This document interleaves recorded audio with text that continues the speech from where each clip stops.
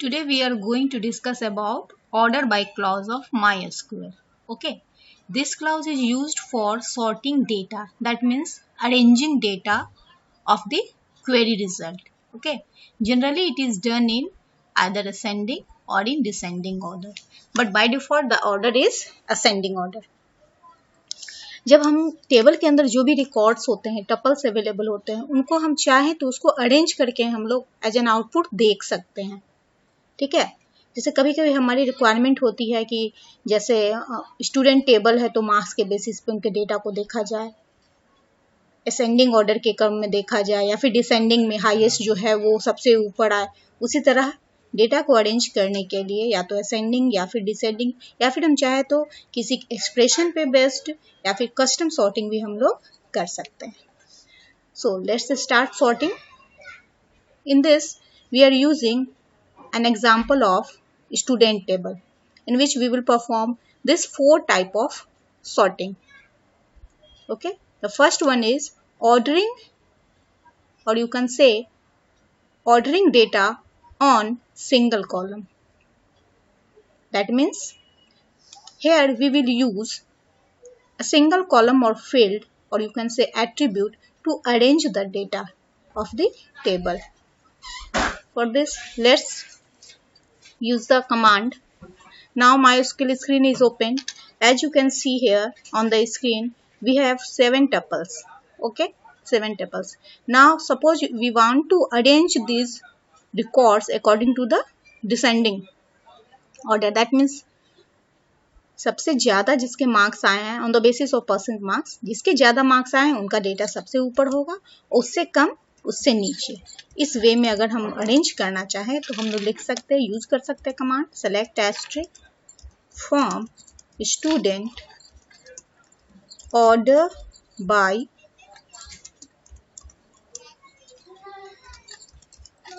पर marks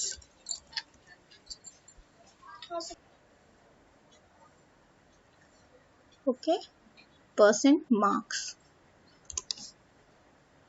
DESC descending. As you can see here,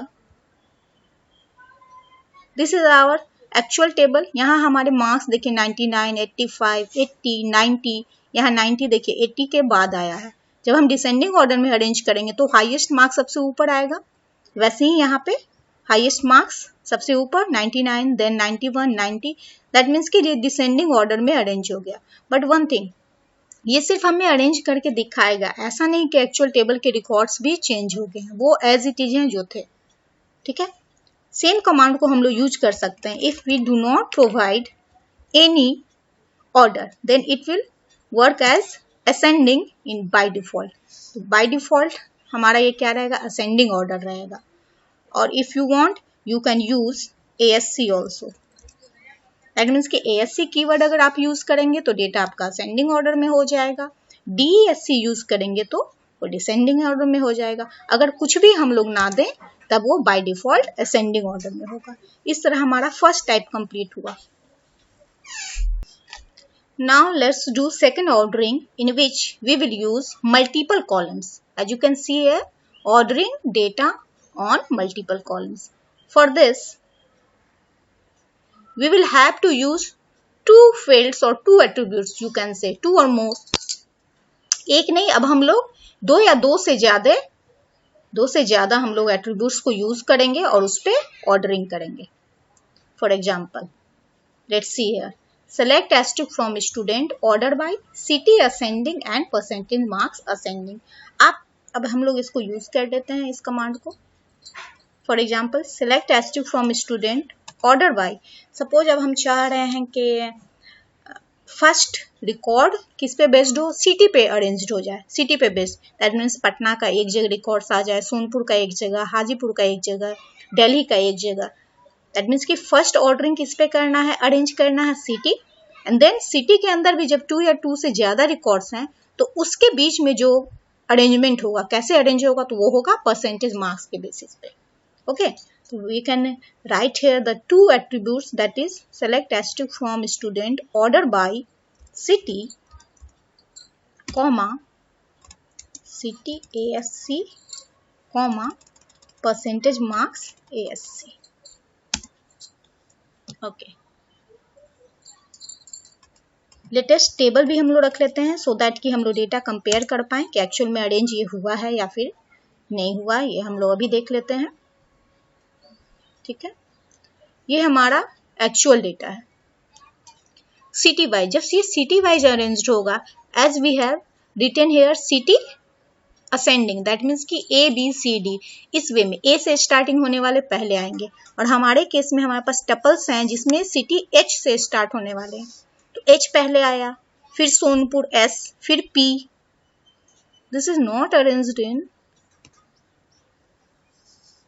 ये हमारे टेबल में आप देख सकते हैं, फिर D है, फिर दानापुर हो गया, यहां तक हो गया। अब ये हमारा एक्चुअल डेटा है। अब इस डेटा को अब हम लोग अरेंज जब किए तो देख लीजिए, as you can see here in this, यहाँ पे अब हम लोग देखते हैं इसमें ये जो डेटा है सिटी पे ध्यान देंगे। सिटी पे दानापुर पहले आया, अरेंज्ड हुआ, फिर दिल्ली के 2 रिकॉर्ड से तो 2 पहले दिल्ली के आ गए, फिर हाजीपुर आए, फिर पटना और फिर सोनपुर। इस तरह ये अरेंज हो गया पहले असेंडिंग ऑर्डर में। अब ये दानापुर के लिए सिर्फ सिंगल रिकॉर्ड है, इसलिए यहाँ पे पता नहीं चल रहा है कि परसेंटेज मार्क्स, क्योंकि सिंगल जब रिकॉर्ड होंगे तो असेंडिंग ऑर्डर भी वही रहेगा, डिसेंडिंग ऑर्डर में भी वही रहेगा, क्योंकि एक ही एलिमेंट है। बट यहाँ पे दिल्ली वाले रिकॉर्ड में आप देख सकते हैं 2 रिकॉर्ड हमारे पास दिल्ली है, तो दिल्ली को असेंडिंग ऑर्डर में ये तो है ही। इसके अलावा यहाँ इसके अंदर जो परसेंटेज मार्क्स है 89 और 91, 89 को ऊपर दिखाया गया और 91 को नीचे, दैट मीन्स कि परसेंटेज मार्क्स भी हमारा असेंडिंग ऑर्डर में है। इस तरह हम लोग 2 कॉलम पर भी सॉर्टिंग कर सकते हैं। जैसे फर्स्ट हो गया on the basis of city and second on the basis of percentage marks. इसी में अगर हम लोग कुछ मॉडिफाई करें, जैसे अभी हम ये कर लें, select asterisk from student order by, हम लोग इसको थोड़ा चेंज करते हैं, एक डिसेंडिंग इसमें यूज करेंगे, order by city ASC comma percentage marks DESC।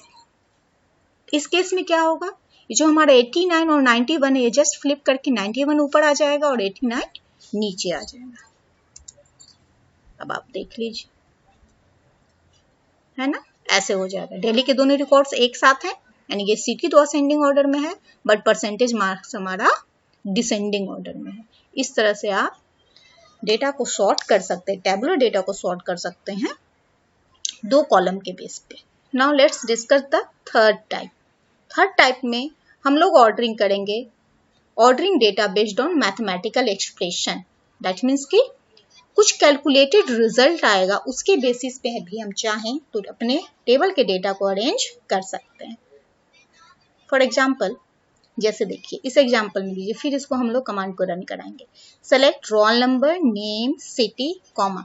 अब परसेंटेज मार्क्स का 33% निकालना है, that means we will have to multiply percentage marks with 0.33। इससे क्या होगा, 33% आ जाएगा मार्क्स, यानी कि एक्चुअल हमको परसेंटेज मार्क्स नहीं देखना है, इसका 33% निकालना है। और उसको निकालने के बाद इसी के बेसिस पे, on the basis of this calculated result, हम लोग को डेटा को अरेंज करना है। तो हम लोग इसको यूज कर सकते हैं। अभी हम लोग इसको यूज कर लेते हैं। Select, we will write select roll number, comma, name, comma, city, comma, per marks into 0.33 from student order by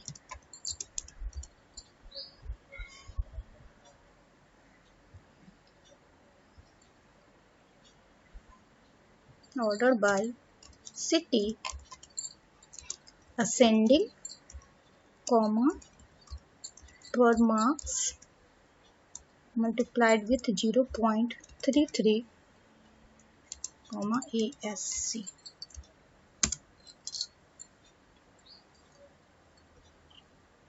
अब हम लोग देखते हैं, फिर इसके रिजल्ट को कंपेयर करेंगे। तो select asterisk from student. Now this is our actual data, ये हमारे पास एक्चुअल टेबल का डेटा है यहाँ पे। अब इसमें ये अरेंज हुआ है हमारा परसेंटेज मास का 33% निकालने के बाद हमने क्या किया, सिटी को असेंडिंग ऑर्डर में, जैसे डी पहले आएगा असेंडिंग ऑर्डर में हमने सिटी को अरेंज कर लिया, as you can see here. और परसेंटेज मास का जो 33% निकालेंगे उसके बाद असेंडिंग ऑर्डर में, दैट मीन्स कि जो पहले छोटा वैल्यू आया उसको पहले और उससे बड़े वैल्यू को उसके बाद में। तो आप यहाँ देख सकते हैं आउटपुट में क्या आ रहा है। जैसे दिल्ली के 2 हैं रिकॉर्ड्स, तो 29.37 फिर 30.03, ये स्मॉल है, ये पहले आ रहा है। सिमिलरली पटना के रिकॉर्ड्स में आप देख सकते हैं 26.40, ये पहले है, और फिर है 29.70। यहाँ पे ये कैलकुलेटेड मार्क्स है, कोई मैथमेटिकल एक्सप्रेशन है, ये हम चाहे तो इसको यूज करके हम लोग डेटा को अरेंज कर सकते हैं। And this is the example of ordering on the basis of mathematical expression or result, you can say. Now come to the last, in which we will use custom order. Okay, now let's see the lesson plan. Custom order, customized का मतलब ही होता है हमने खुद से हमें change करना है, हमें ऑर्डरिंग देनी है। ये ना तो असेंडिंग में रहेगा ना फिर डिसेंडिंग में रहेगा, ये हम जो सीक्वेंस देंगे उसी सीक्वेंस में ये काम करेगा। जैसे आप देख सकते हैं select S2 from student order bye, यहाँ पे एक फील्ड फंक्शन का यूज होता है। The name of the function is field function use करेंगे, और इस फील्ड फंक्शन के साथ हम लोग एक कॉलम प्रोवाइड करेंगे। जैसे यहाँ पे हमने सिटी कॉलम दिया है, यानी कि सिटी कॉलम के आधार पे यहाँ पे डेटा को अरेंज किया जाएगा। जैसे फॉर एग्जाम्पल जब हम इसको अरेंज करते हैं सिटी को, तो डी पहले आ जाता है और लास्ट में एस आता है, क्योंकि अरेंज होगा अगर असेंडिंग ऑर्डर में तो डेफिनेटली पहले डी आएगा, फिर एच आएगा, पी आएगा और एस आएगा। डी हमें पता चल जाता है कि असेंडिंग ऑर्डर में, और जब डिसेंडिंग ऑर्डर में करते हैं तो एस ऊपर जाता है, फिर पी आता है, इस तरह से आता है। लेकिन हम चाहते कि नहीं, वैसे नहीं आए, मुझे पहले हाजीपुर देखना, फिर दानापुर देखना, फिर दिल्ली देखना। मैंने ये जो सीक्वेंस दिया है कस्टमाइज सीक्वेंस, इस वे में अरेंज्ड मुझे चाहिए, तो हम लोग चाहे तो कस्टम ऑर्डर भी यूज कर सकते हैं, but we will have to use field function. Okay, let's see this. Select asterisk from student order by FIELD. This is the name of the function field. Now we will write the attribute name, that is the field name, कौन से basis पे करना है, और फिर हम लोग single quotes के अंदर जो भी डेटा हो, क्योंकि ये कैरेक्टर टाइप का डेटा है तो हम लोग कोट्स के अंदर, जैसे अब हम लोग सीक्वेंस डाल देते हैं। सपोज हमें पहले देखना है दानापुर का, ओके, फिर हम चाहते हैं दिल्ली का आ जाए, फिर हम चाहते हैं पटना का,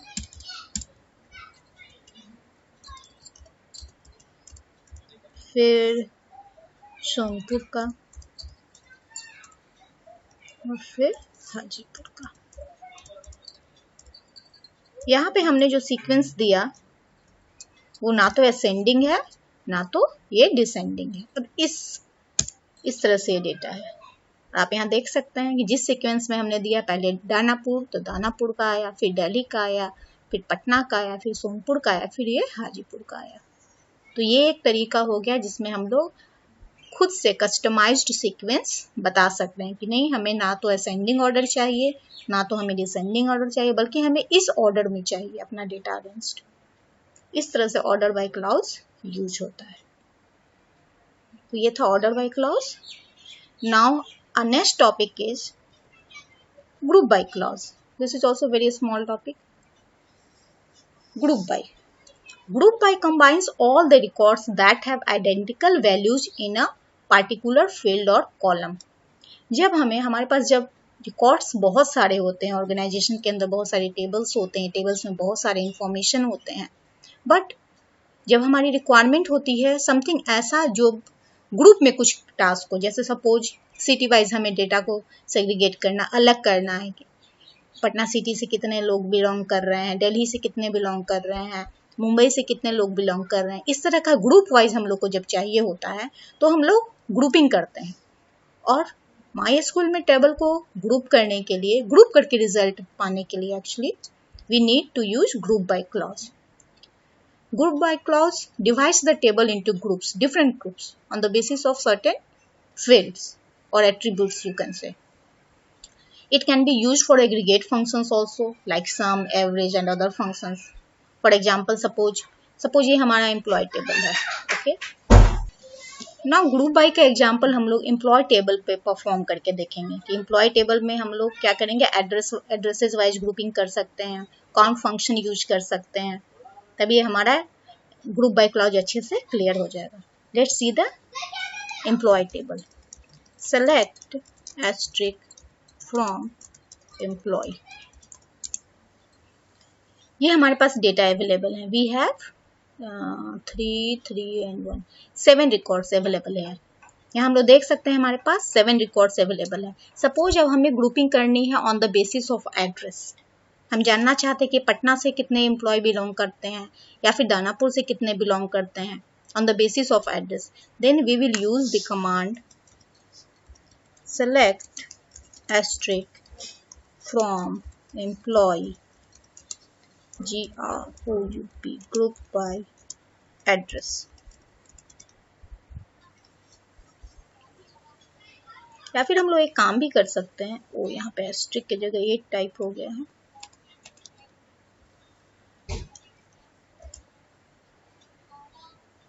पूरा डिटेल ना लेके हम लोग एड्रेस, पर्टिकुलर एड्रेस पे ग्रुपिंग तो करेंगे ही, प्लस हम चाहेंगे कि वो एड्रेस और उस एड्रेस पे कितने एम्प्लॉय बिलोंग करते हैं उनका काउंट आ जाए.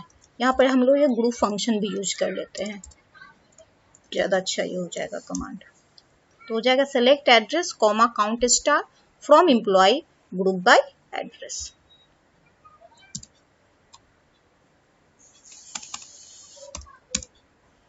ना यू कैन सी यहाँ पे क्या हो गया. अब दानापुर से कितने एम्प्लॉय बिलोंग कर रहे हैं, तो दानापुर 1 1 2, पटना से 3 एंड हाजीपुर से 2. तो ये हम लोग इस तरह से काउंट कर सकते हैं. या फिर हमें सपोज ऑर्गेनाइजेशन को पता करना हो कि किस पार्टिकुलर एरिया में हमारा जो सैलरी का जो एक्सपेंस है वो ज़्यादा जा रहा है, या डिपार्टमेंट वाइज भी ग्रुपिंग कर सकते हैं. कौन से पार्टिकुलर डिपार्टमेंट में सैलरी हमें ज़्यादा टोटल देना पड़ रहा है, तो वहाँ पे हम लोग सम फंक्शन यूज़ करके सैलरी का ग्रुपिंग कर सकते हैं on the basis of department ID. For example हम लोग यहाँ कर सकते हैं सेलेक्ट. जैसे कभी कभी होता है कि डिफरेंट डिपार्टमेंट्स ऑर्गेनाइजेशन के होते हैं, तो ऑर्गेनाइजेशन जानना चाहता है कि किस डिपार्टमेंट पे हमें ज़्यादा बजट देना पड़ रहा है, ज़्यादा एक्सपेंस हो रहा है, वो हम जानना चाहते हैं. उस केस में यूज किया जा सकता है department ID. We can use sum function here, sum, and within bracket we will provide salary. Okay, select department ID comma salary from employee. Then we will use here group by department ID. Now you can say, see here, जो 10 department ID है, department ID जो 10 को belong कर रहे हैं, वहाँ हमें total employ पे कॉस्ट कितना आ रहा है, एक्सपेंसेस सैलरी का 35,000 आ रहा है. जो 20 डिपार्टमेंट आईडी को बिलोंग कर रहे हैं वहाँ 1,45,000 है. इस तरह से बजट बन सकता है किस डिपार्टमेंट को कितना पैसा हमें देना पड़ेगा. ऑर्गेनाइजेशन इस तरह का डिसीजन ले सकता है. तो ये सारा डेटा हमें सिर्फ शो करके क्वेरी रिजल्ट में एज एन आउटपुट आ रहा है. ऐसा नहीं कि एक्चुअल में कुछ भी रिकॉर्ड्स में चेंजेस हो रहे हैं, टेबल में ऐसा कुछ चेंजेस नहीं हो रहा है. इस तरह से हम लोग ग्रुपिंग कर सकते हैं. ये ग्रुपिंग था अभी आपका सिंगल कॉलम पे. ओके, अब हम चाहें तो ग्रुपिंग मोर देन 1 कॉलम पे भी कर सकते हैं. Okay, then this will known as grouping on multiple column. Multiple column पे करने के लिए हम लोग एक काम कर सकते हैं, जैसे यहाँ एग्जांपल में हमने यूज किया है, पहले department ID and then on the basis of addresses we can do. तो हम लोग थोड़ा सा मॉडिफाई कर देते हैं इस कमांड को और हम लोग यूज कर लेते हैं department ID comma address comma sum of salary, group by department ID first, then address. Okay, let's see the record table also. उसको देख लेते हैं एम्प्लॉय टेबल को, ताकि हमें कंपेयर करने में बनेगा कि कैसे कैसे हमारा आउटपुट आया है. ये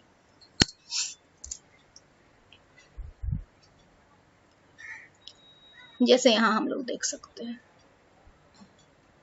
ये हमारा एम्प्लॉय टेबल। इस एम्प्लॉय टेबल में हमने क्या किया है, ग्रुपिंग किया है on the basis of 2 columns, और वो कॉलम से पहले डिपार्टमेंट आईडी का ग्रुप बनाइए और उस डिपार्टमेंट आईडी के अंदर डिफरेंट एड्रेसेस पे ग्रुप बनाइए, है ना, फिर हमको सम करना है। ओके, तो यहाँ देख सकते हैं हम लोग, हमारा जो डिपार्टमेंट आईडी पहले 10 आएगा, तो 10 डिपार्टमेंट आईडी भी हमारे पास सिर्फ सिंगल एक ही रिकॉर्ड है और वो भी हाजीपुर का है। तो यहाँ कोई इश्यू नहीं, कोई दिक्कत नहीं। हमारा फर्स्ट रिकॉर्ड क्या आ गया, 10, और वो हाजीपुर का आ गया। नाउ 20 रिकॉर्ड्स पे जब हम लोग आते हैं तो 20 रिकॉर्ड्स पे हमारे पास 2 रिकॉर्ड हैं, लेकिन दोनों डिफरेंट लोकेशन के हैं। 2 रिकॉर्ड, जिसमें एक रिकॉर्ड तो दानापुर का है और 2 रिकॉर्ड हैं पटना के, यानी कि total of 3 records we have in employ table. हमारे पास 3 रिकॉर्ड्स हैं, 1 यहाँ जो पटना को बिलोंग कर रहे हैं, एक फिर दूसरा है दानापुर और फिर एक और पटना। दैट मीन्स कि पटना का यहाँ 2 रिकॉर्ड है और एक दानापुर का रिकॉर्ड है, बट ये डिपार्टमेंट आईडी क्या है, 20 है। इस केस में आप देख सकते हैं कि हमारा सम फंक्शन कितने अच्छे से वर्क कर रहा है। यहाँ पे देखिए 20 के लिए 2 बन गया रिकॉर्ड, दानापुर में एक एम्प्लॉय थे इसलिए इसका सम ऑफ सिंगल एम्प्लॉय उतना ही आएगा, लेकिन जब पटना को ये कर रहे हैं, पटना में 2 एम्प्लॉय तो उनका सम 95,000 आ गया, एक का 50 और एक का 45। That means total of 95,000। That means कि यहाँ पे हमें साफ क्लियर पता चल रहा है कि पहले डिपार्टमेंट आईडी के बेसिस पे डेटा ग्रुपिंग हुई और डिपार्टमेंट आईडी के बाद फिर एड्रेस के नाम पे, और एड्रेस के आधार पे जब ये ग्रुपिंग हो गई उसके बाद इसको सम को यहाँ पे दिखला दिया गया। सिमिलरली 30 जो डिपार्टमेंट आईडी है उसमें 3 डिफरेंट लोकेशंस के एम्प्लॉय हैं, इसलिए तीनों का अलग अलग बना। अब सेम केस समझिए, जब हमारे पास हंड्रेड्स ऑफ एम्प्लॉय होंगे, सपोज हाजीपुर में भी 100 है, तो उन सबका सम यहाँ पे आ जाएगा और यहाँ पे रिकॉर्ड सिर्फ सिंगल रिकॉर्डिंग यहाँ होगा, 10 होगा, हाजीपुर होगा और 100 एम्प्लॉयज का यहाँ पे सम आ जाएगा। उसी तरह 20 में मान लीजिए डिफरेंट लोकेशन पे, तो ये बड़े तौर पे इसको देखा जा सकता है जब एम्प्लॉय के डेटा को हम लोग ग्रुप करते हैं, अरेंज करते हैं और कुछ काम करने की कोशिश करते हैं। इस वे में हम लोग क्या कर सकते हैं, ग्रुपिंग ऑन मल्टीपल कॉलम कर सकते हैं ना। जैसे कभी कभी ऐसा होता है कि जब ग्रुपिंग तो हम लोग कर लिए, हमें डेटा भी साफ क्लियर दिख रहा है, बहुत कुछ समरी आ जा रहा है, सामने दिख रहा है, लेकिन हमें कुछ कंडीशंस भी यूज करने होते हैं, कंडीशन बेस्ड हमें कुछ रिजल्ट चाहिए होते हैं। उस केस में हैविंग क्लाउज का यूज किया जाता है। We all know about where clause, but where clause single row पे वर्क करता है। दैट मीन्स वेयर क्लाउज के साथ अगर आप कोई भी कंडीशन दीजिएगा तो टेबल के अंदर जितने भी रिकॉर्ड्स होते हैं वो सब पे 1 by 1 इंडिविजुअल वर्क करता है, कंडीशन चेक करता है। बट हैविंग क्लाउज यूज होता है जब हम लोग ग्रुप पे वर्क करते हैं। फॉर एग्जाम्पल आप यहाँ पे देख सकते हैं, यहाँ पे हैविंग क्लाउज का यूज किया गया और हैविंग में हमने बताया है कि आप क्या करना है। First we have to group on the basis of department ID, and then we will have to count the total number of employee in that department, that is by using count star से हम लोग उसके number of employees को हम लोग count कर लेंगे, यानी कि डिपार्टमेंट आईडी हमें मिल जाएगा, हमें काउंट स्टार में टोटल एम्प्लॉय मिल जाएंगे। उसके बाद अगर हमें कुछ कंडीशंस देने हैं कि अगर एम्प्लॉय की संख्या मान लीजिए कम है, हम जानना चाहते हैं कि इस पर्टिकुलर डिपार्टमेंट में कम है, तो वहाँ कुछ और हमें एम्प्लॉयज को हायर करना पड़ेगा, अपॉइंटमेंट देना पड़ेगा, या फिर ज़्यादा है तो हो सकता है मे बी वहाँ से हम लोग ट्रांसफ़र करके दूसरे जगह दूसरे डिपार्टमेंट में भेजें। ऐसा कुछ डिसीजन लेना हो तो उस केस में हैविंग क्लाउज यूज़ करके ऑर्गेनाइजेशन पता कर सकती है कि हाँ कहाँ पे कितना क्या है, उसके अकॉर्डिंग डिसीजन ले सकती है। इसको अभी हम लोग करके देख लेते हैं हैविंग क्लाउज का यूज़।